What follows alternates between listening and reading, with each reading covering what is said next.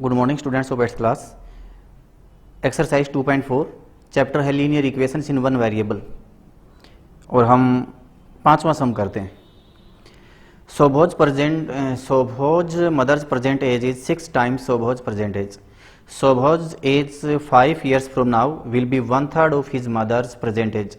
What are their present ages. याद रखिए सोभो की जो मदर है उनकी present age 6 times Sobho's present age.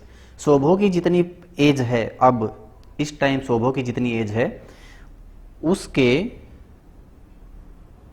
6 गुणे के बराबर उसकी माता जी की प्रेजेंट एज है। ठीक है, उनकी माता जी की जो प्रेजेंट एज है वो सोभो की प्रेजेंट एज की 6 गुणे के बराबर है।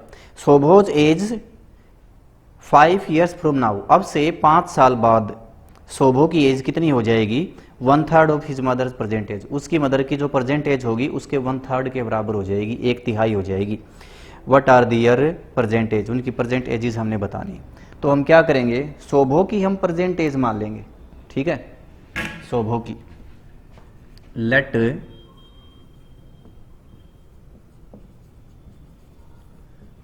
Present age of Sobho. ठीक है, सोभो की मान लेते हैं x ईयर्स है, x years. Then present age of his mother will be, कितनी हो जाएगी उनकी माता जी की एज, क्योंकि इसने बोला है इसमें कि उनकी जो माता जी की एज है वो सोभो की एज के 6 गुणे के बराबर है। ठीक है, 6 गुणे के बराबर। तो यहां पे हो जाएगी 6x ईयर्स, उनकी माता जी की एज हो जाएगी 6x ईयर्स। 5 साल के बाद आफ्टर 5 ईयर्स, 5 साल के बाद एज आफ्टर 5 ईयर्स यहां लिख देते हैं। अब एज ऑफ सोभो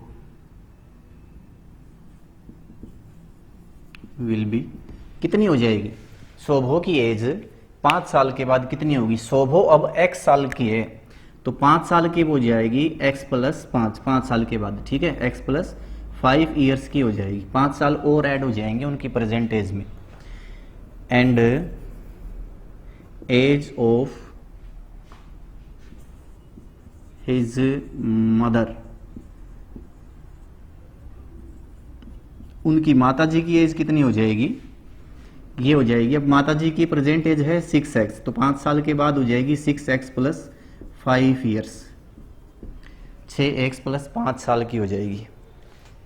अब देखो according to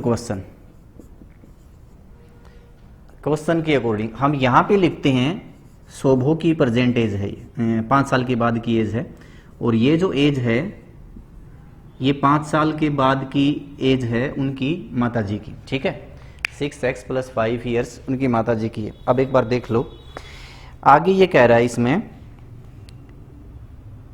सोभोज age 5 years from now, अब से 5 साल बाद, एज दोनों की निकाल दी हमने, अब से 5 साल बाद will be 1/3 of his mother's present age. उनकी माता जी की जो प्रेजेंट एज है, उनकी माता जी की प्रेजेंट एज ये है यहाँ पे 6x उनकी माता जी की। तो 5 साल के बाद सोभो की जो एज हो जाएगी x + 5, वो इसकी माता जी की एज के 1/3 के, प्रेजेंट एज के 1/3 के बराबर हो जाएगी। मतलब अब ये जो एज है ना x + 5, ये उनकी माता जी की जो एज है, प्रेजेंट एज है, उसके 1/3 के बराबर हो जाएगी, 1/3 के बराबर। 1/3 का मतलब है कि इसको हम 3 से 1/3 से मल्टीप्लाई कर देंगे तो ये इक्वल आ जाएंगे दोनों। यहाँ पे आएगा x + 5 = ये इससे कट जाएगा, यहाँ पे 2 बचेगा, मतलब 2x आ जाएगा, 2x। ओके, 2x को हम इधर ले आएंगे तो 2x - x, सॉरी इसको लिखेंगे हम 2x - x, इसको हम इधर ले जाएंगे तो यहाँ पे आएगा 5 सेम, और x = आएगा 5। x की वैल्यू 5 आ गई। ठीक है, तो x की वैल्यू 5 आ गई, हम यहाँ पे लिखेंगे अपने पास एज आ गई, इसलिए एज ऑफ सोभो शोभो की एज कितनी आ गई 5 ईयर्स, शोभो तो है 5 साल के, and age of her his mother, उनकी माता जी की एज कितनी हो जाएगी, उनकी माता जी की प्रेजेंट एज कितनी है 6x है, तो 6 × 5 x की जगह 5 पुट करेंगे तो 30 ईयर्स आ जाएगी, ठीक है 6 साल 30 साल उनकी माता जी की एज है और 5 साल शोभो की एज है। ओके, अब 6 सम देखो, 6 सम की स्टेटमेंट पढ़ लो।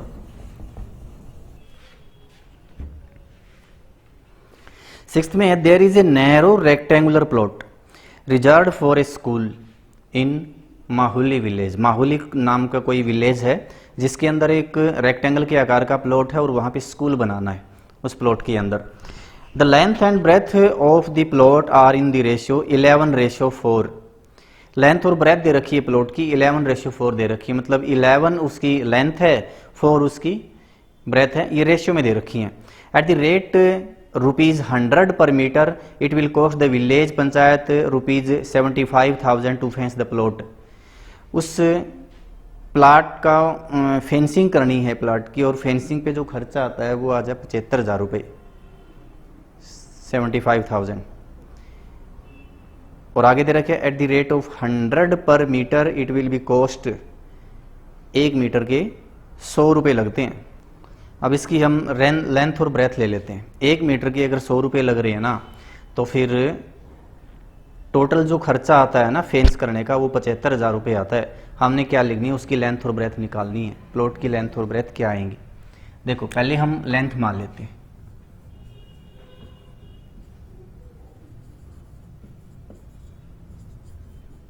Late length of the plot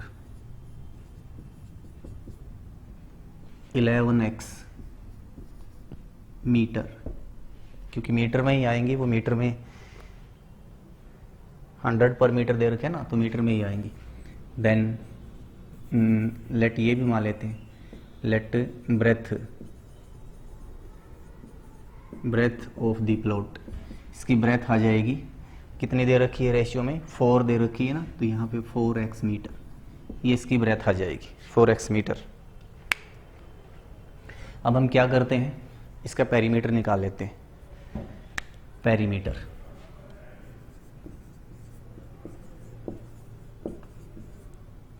perimeter of the plot 11x plus 4x, और इसको हम 2 से मल्टीप्लाई कर देंगे तो वो पेरीमीटर आ जाएगा। लेंथ रेक्टेंगल है, रेक्टेंगल का पेरीमीटर क्या होता है 2 इंटू लेंथ प्लस ब्रेथ, मतलब लेंथ और ब्रेथ दोनों को प्लस करके 2 से मल्टीप्लाई कर देंगे तो वो पेरीमीटर आ जाएगा। तो इसका पेरीमीटर लेंथ 11x है और 4x है वो ब्रेथ है, दोनों को प्लस किया 2 से मल्टीप्लाई किया तो ये टोटल कितना आ जाएगा 11 और 15 टू जा 30, तो 30x मीटर आ गया। ठीक है, ये उसका पेरीमीटर आ गया। 1 मीटर फेंस करने के जो कुल खर्चा आता है 1 मीटर का, वो दे रखा है इसने 100 रुपये। ठीक है, 1 मीटर के 100 रुपये लगते हैं, तो हम टोटल खर्चा निकाल लेते हैं। कॉस्ट ऑफ फेंसिंग कितने रुपए लगे, ₹75,000, 75,000 रुपये कुल लगे हैं। इसने दे रखे है जो कॉस्ट ऑफ फेंसिंग दे रखी है वो 75,000 रुपीज़ दे रखी है। अब अगर कॉस्ट ऑफ फेंसिंग हम निकालेंगे, 1 मीटर के 100 रुपये लग रहे हैं, तो इतने मीटर के कितने रुपए लगेंगे, 100 से मल्टीप्लाई करना पड़ेगा। इसको हम 30x को 100 से मल्टीप्लाई कर देंगे तो ये 75,000 के बराबर आएगा, क्योंकि यहाँ से ये इसका पेरीमीटर है। पेरीमीटर मतलब जो प्लॉट दे रखा है उसकी चारों तरफ की लंबाई हमने ऐड कर ली, चारों तरफ की लंबाई है चौड़ाई जो भी इसकी दे रखी है उनको ऐड कर लिया तो इसका पेरीमीटर आ गया। अब 1 मीटर स्क्वायर फेंस करने पे अगर 100 रुपये लग रहे हैं तो इतने मीटर स्क्वायर पे जो इसका पेरीमीटर है, इतने मीटर स्क्वायर पे कितने रुपए लगेंगे, तो उसको 100 से मल्टीप्लाई करना पड़ेगा। इसलिए हमने इसको 100 से मल्टीप्लाई किया, लेकिन इसने टोटल कॉस्ट दे रखी है 75,000, तो इसको 75,000 के बराबर पुट कर दिया। तो यहाँ से अगर इन दोनों की मल्टीप्लाई करेंगे आप तो ये आ जाएगा 30 लग जाएंगे इसके बाद, और 75,000। ठीक है, x इज इक्वल टू आएगा 75,000 नीचे आ जाएगा 3000, ठीक है, ये डिवाइड में जाएगा। यहाँ से ये 3 जीरो कट जाएंगे, इसको 3 से अगर आप कैंसिल करेंगे तो आएगा 25। तो x की वैल्यू आ गई यहाँ पे, x इज इक्वल टू आया 25, ठीक है। अब हमारे पास लेंथ और ब्रेथ दोनों आ जाएंगी। लेंथ तो आएगी ये 11 मल्टीप्लाई 25, 11 की अगर 25 से मल्टीप्लाई करेंगे तो 5 और 2 7 और 2 275 मीटर, ये उसकी लेंथ आएगी। ब्रेथ निकालेंगे तो 4 मल्टीप्लाई 25, तो ये आएगी 100 मीटर, ठीक है। ये लेंथ और ब्रेथ दोनों आ जाएंगी, 275 metre 100 metre.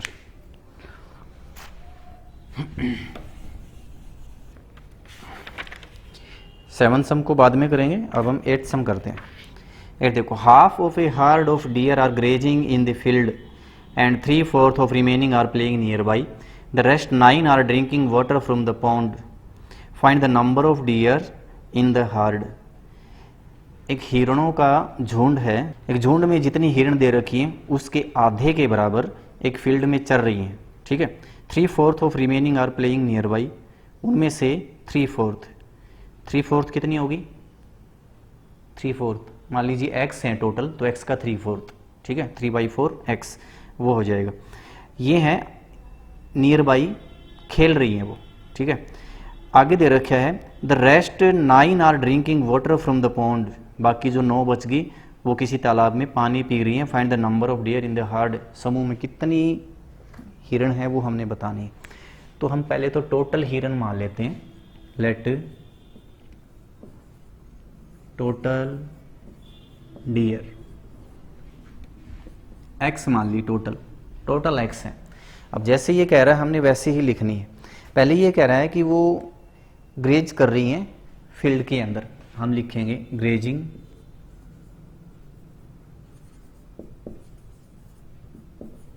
In the field. Field में कितनी ग्रेज करी है, इसकी आधी, जितनी है उसकी आधी, तो x/2, ठीक है, x/2 है, वो खेत में चल रही है। बाकी जो बच गई 3/4 ऑफ द रिमेनिंग, जो बच गई, अब रिमेनिंग कितनी बची, x/2 तो यहाँ पे आ गई, तो x/2 ही बच गई आधी, तो जो बच गई उसका 3/4, जो बची हैं उसका जो 3/4 है वो क्या कर रही हैं, वो खेल रही हैं नियर बाई, ठीक है, प्लेइंग नियर बाई। कितनी खेल रही है, जो बची थी x/2 बच गई, उसके 3/4 के बराबर, 3/4 हो गया, 3 की x से मल्टीप्लाई करेंगे 3 आएगा, और 4 की 2 से करेंगे तो 8 आएगा। इतनी है वो पास के ग्राउंड में खेल रही हैं। बाकी जो 9 बच गई वो पानी पी रही हैं, ड्रिंकिंग वाटर,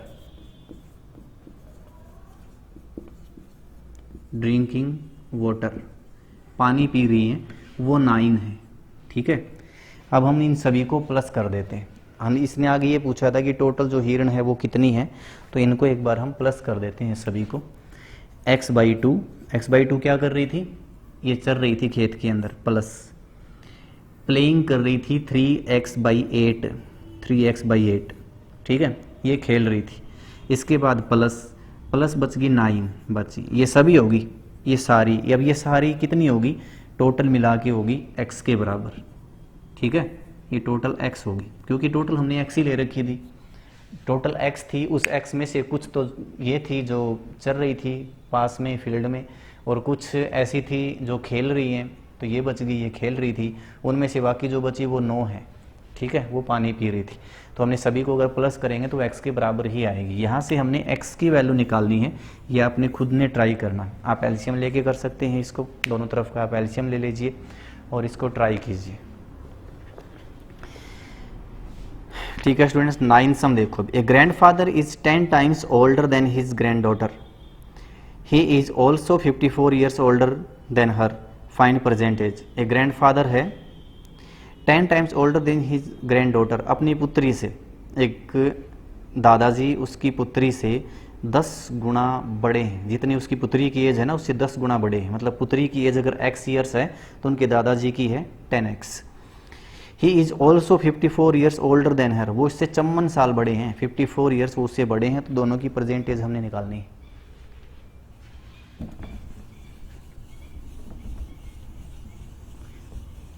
इसमें हम क्या करेंगे, पहले प्रेजेंट एज मान लेंगे हम। किसकी मानेंगे? ग्रैंड डॉटर की। ग्रैंड डॉटर की प्रेजेंट एज मान लेंगे x years. Present age of granddaughter x years, ठीक है, x ईयर्स मान लेते हैं। अब हम लिखेंगे present age of grandfather. Grandfather की एज कितनी है? इसके 10 गुने के बराबर है, तो 10x ईयर्स हो जाएगी। उनके दादाजी की जो एज है वो इसके 10 गुने के बराबर हो जाएगी, 10x years, according to question. आगे ये कह रहा है कि वो उनके जो दादाजी हैं वो उनकी पोती से, जो उनको पोतरी है, उनसे 54 ईयर्स बड़े हैं। तो अगर दादाजी की एज में से हम उसकी पुत्री की एज को माइनस कर देंगे तो कितनी बचेगी? 10x में से अगर x को माइनस कर देंगे तो 54 बचेगा।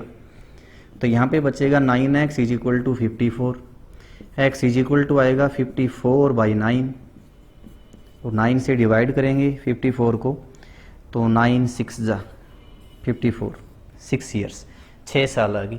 ये जो एज आई है ये है एज ऑफ ग्रैंड डॉटर।